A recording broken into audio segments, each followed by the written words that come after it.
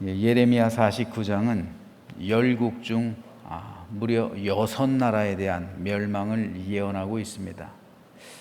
1절에서 6절까지는 암몬의 멸망을 예언하고 있고요. 7절에서 22절은 에돔의 멸망을, 그리고 23절에서 27절은 다메섹, 28절에서 33절은 게달과 하솔, 마지막으로 34절에서 39절은 엘람의 멸망에 대해 예언하고 있습니다. 무려 6개 나라에 대한 멸망을 예언하고 있는데, 이들 나라가 멸망하게 된 원인을 한 가지씩 간단하게 살펴보면 이렇습니다.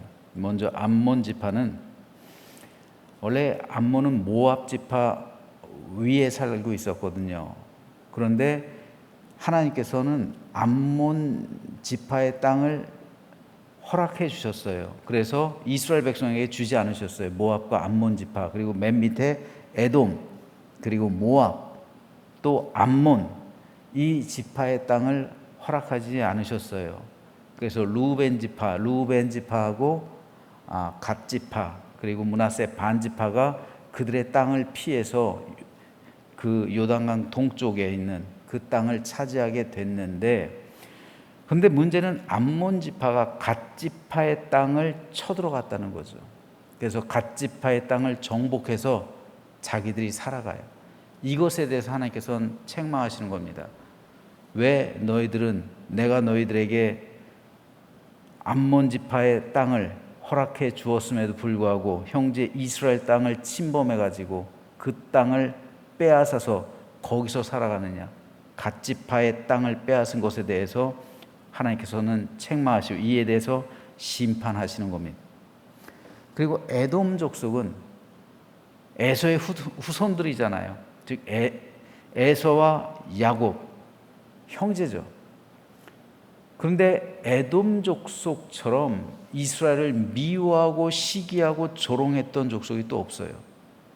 진짜로 유다가 멸망할 때 그들은 박수 치면서 환호를 해요. 잔치를 벌려요. 다른 나라가 멸망하는데 잔치 벌이고 기뻐하고 즐거워하는 그것에 대해서 하나님께서는 책망하시는 거예요. 그리고 너희도 똑같이 심판당할 것이다.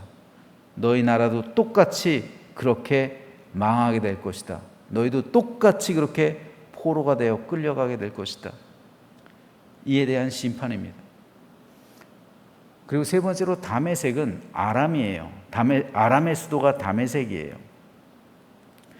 근데 아람의 이 도시, 그 한때는 번영하고 굉장히 영화로웠던 그 도시를 향한 하나님의 책망은 육체적인 쾌락이 극다화해서 살고 있었던, 즉 쾌락만을 추구하며 살고 있었던 타락한 도시의 전형이 다메섹이었습니다.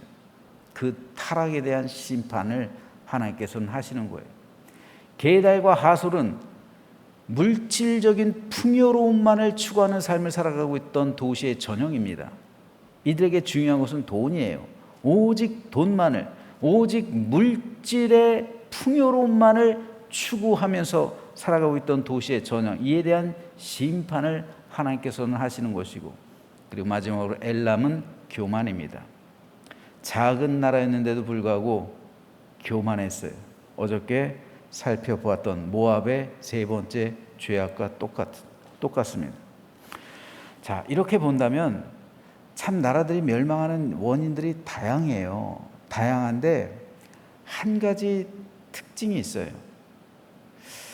단테가 쓴 신곡을 보면요, 단테의 신곡에 보면 7가지 죄악이 등장하고 있거든요. 단테가 이것을 기록하고 있는데 그것이 뭐냐면요, 제가 언젠가 한번 말씀드렸는데, 교만 7대 죄악이에요. 탐욕, 시기, 분노, 음욕, 식탐, 나태.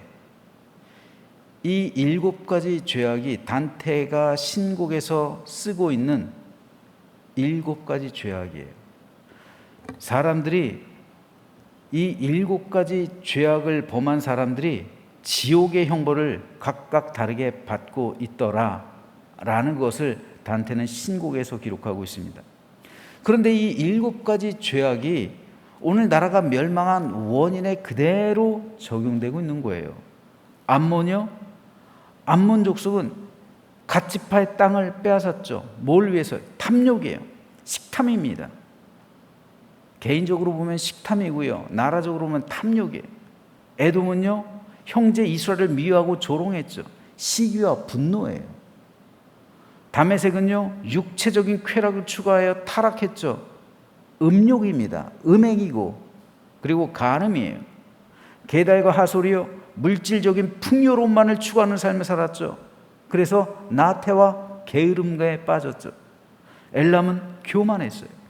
이 7가지 죄악이 모든 나라들에게서 보이고 있는 그런 특징들이에요. 이것은 우리 개인의 삶에서도 굉장히 중요합니다.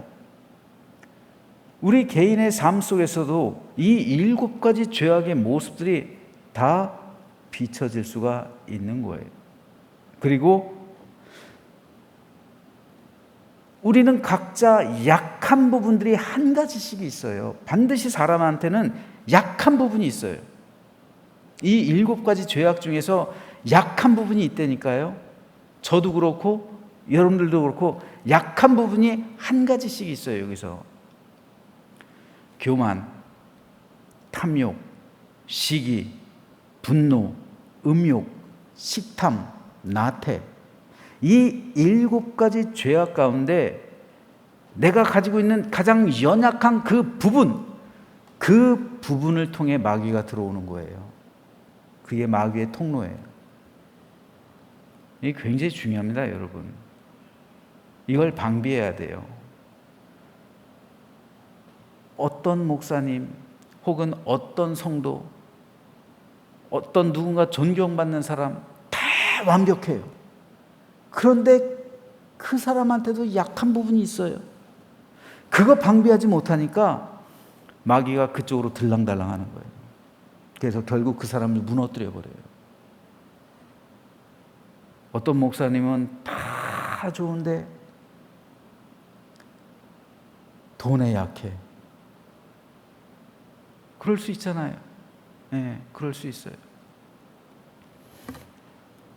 그것 때문에 무너지는 거예요. 이게 마귀가 다니는 통로들이에요. 이 7가지 죄악이 결국 나를 무너뜨리는 마귀의 통로요, 그리고 수단이 되는 거예요. 그러므로 이것들 때문에 나라가 무너지잖아요. 이것들 때문에 나라가 무너지는 거예요. 마찬가지로 이 죄악들 때문에 개인의 삶이 무너져 버리는 겁니다. 개인적으로 목사지만 평생 목회하고 목회 잘하고 이 7가지 죄악 중에 한 가지라도 열려져 있으면 그것 때문에 목회가 무너져 버리는 거예요. 여러분들도 마찬가지예요. 평생 교회에서 봉사하고 헌신했는데 이 7가지 죄악 중에 한 가지가 통로가 돼가지고 여러분에게 들랑달랑 마귀가 하면 그것 때문에 여러분이 무너져 버리는 거예요. 그것 때문에 그거 방비하지 못하면 그것으로 인해서 여러분들의 영혼은 잘못될 수밖에 없는 겁니다. 그러므로 이 7가지 죄악 중에 내가 노출되어 있는 죄악은 무엇인가? 오늘 새벽 곰곰이 생각해 보시기 바랍니다. 어떤 통로를 통해서 마귀가 내 심령에 들랑달랑하고 있는지 한번 보세요. 교만, 탐욕, 시기, 분노, 음욕, 식탐, 나태. 이 7가지 구멍 중에 하나라도 뚫려 있다면 그것으로 마귀가 내 마음에 들랑달랑하면서 나로 하여금 죄를 짓게 하고 그리고 내 영혼을 무너뜨리는 거예요. 제가 예전에 한번 말씀드렸죠. 제 친구 목사님 충청도에서 시골에서 예산이죠. 뭐 시골도 아니에요. 그쪽에서 목회하는데 뱀굴이 방에 뚫려져 있었다고요. 그것으로 뱀이 들랑달랑하고 있어요. 안방이요. 갓난아기도 있는데, 애들 셋이 있는데, 그거 메꾸지 않으면요 잠 못 자는 겁니다. 그런데 뱀굴은 메꿀 줄 알면서 왜 내 영혼에 나 있는 마귀의 굴을 왜 메꾸지 않습니까?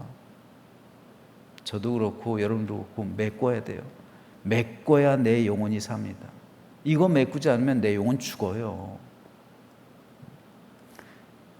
그러므로 이 7가지 죄악, 특별히 이 7가지 죄악을 유념하면서, 물론 이 외에도 다른 것도 있죠. 명예욕도 있을 거죠. 명예욕도 탐욕에 들어가요. 권력욕도 탐욕에 들어가요. 그죠? 그 모든 것들, 이것들을 한번 생각해 보면서 과연 내 심령 오늘 새벽 메꿔지지 않은 어떠한 이 죄악이 있지는 않은가 생각하면서 예수 그리스도의 보혈로 메꾸고 깨끗이 씻음받고 성령의 불로 태움받고 하나님의 은혜로 이 모든 죄악이 사라지게 되는, 그래서 하나님 앞에서 결단하고 온전하고 신실한 믿음의 삶을 살아가기로 결심하는 오늘 아침 되시기를 주님의 이름으로 부탁드립니다.